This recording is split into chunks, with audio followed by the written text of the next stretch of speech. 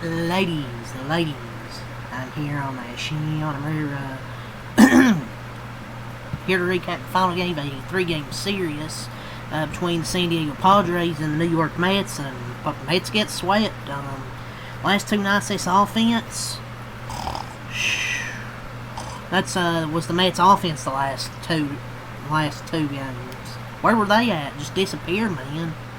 What'd they have? Like 6-7 hits in these last 2 games? They were just awful, and the pitching was just terrible this whole series, man.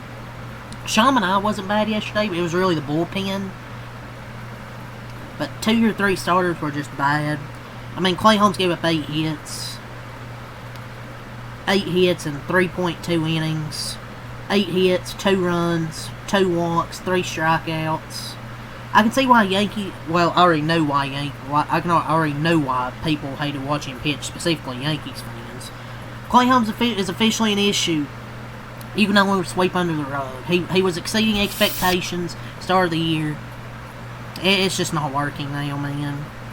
You gotta be real. It was just an ugly effort as well. Just an ugly effort by the Mets on the eve of the trading deadline. Clay Holmes had his shortest start of his season, and that Mets offense just mustered only 3 hits. Clay Holmes is a 4 to 5 inning pitcher on a good day. Today wasn't that day. It was a bad day. I remember mid-June when Mets fans were laughing at Yankees fans for letting them sign Clay Holmes.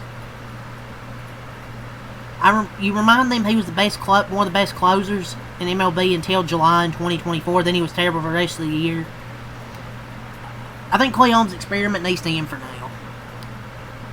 He has already nearly doubled his career high in innings pitched. A decline in stuff is inevitable.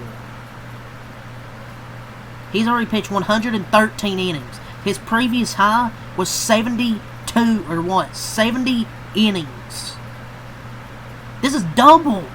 He's nearly doubled his career high in innings pitched. He had 4 runs, 2 earned. Another not great performance. His ERA is now at 3.4. He is obviously going to the pen soon, so that explains Butto.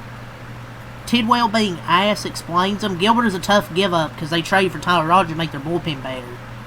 Which Clay Holmes is probably going to go back to the bullpen soon, dude.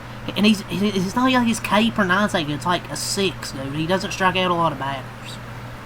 They tried to turn him into the bullpen guy to a starter. It worked for a bit, but the guys turned to shit. The Mets pitching was just bad.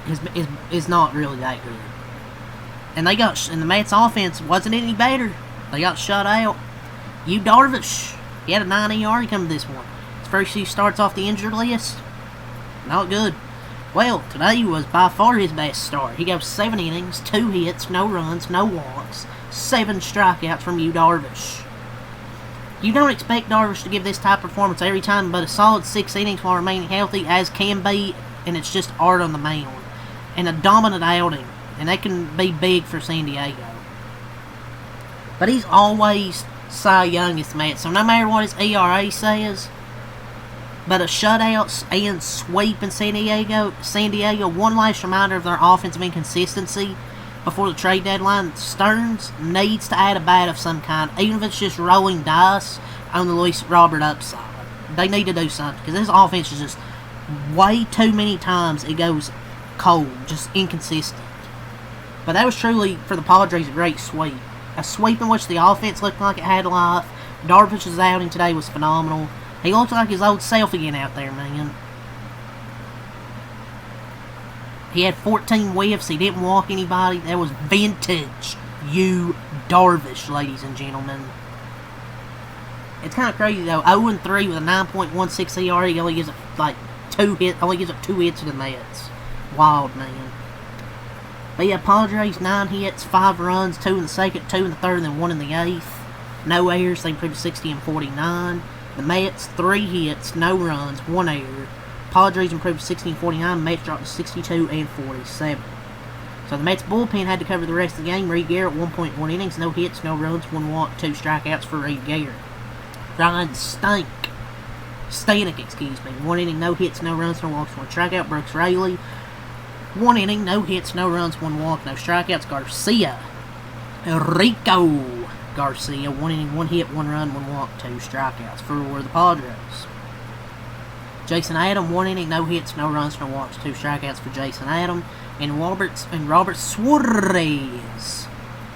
1 inning, 1 hit, no runs, no walks, and 1 strikeout for Robert Suarez.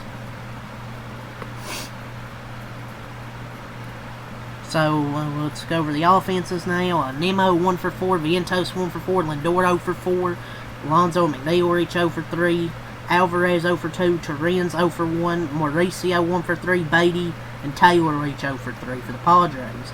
Tatis, 1 for 3, a walk, scored 2 runs. Ariz, 2 for 4 and a walk. Machado, 2 for 5, 2 RBIs. Merrill, 0 for 4 and RBI. Bogarts, 1 for 4 and a walk.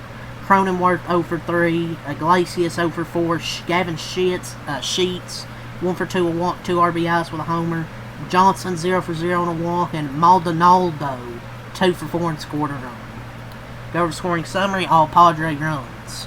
Bottom the second, Machado with a 2-run single. Bottom the third, a Gavin Sheets 2-run homer. And then Merrill in the bottom of the 8th with a sacrifice fly. So yeah, just a dominant series by the Padres, man. Game 1 was a thriller, had to walk it off. But the last 2 games, just complete domination and ass whoopings by San Diego. Mets look completely lifeless in these last 2 games. They scored a total of 1 run in these last 2 games after scoring 6 in the first game. 4 of those were via a grand slam. But the Mets got to do a trade at the deadline. They got to get some offense, man. Because there's too many times where they just go inconsistent. There's just way too many times where I'm watching them and the offense is lifeless. And I've said bullpen help. They traded for Tyler Rogers, so they've got a little bit of bullpen help. But the offense needs to do something, man. The offensive room has to do something. But yeah, that's really all I got to say here. So until next time, I'm out. Peace.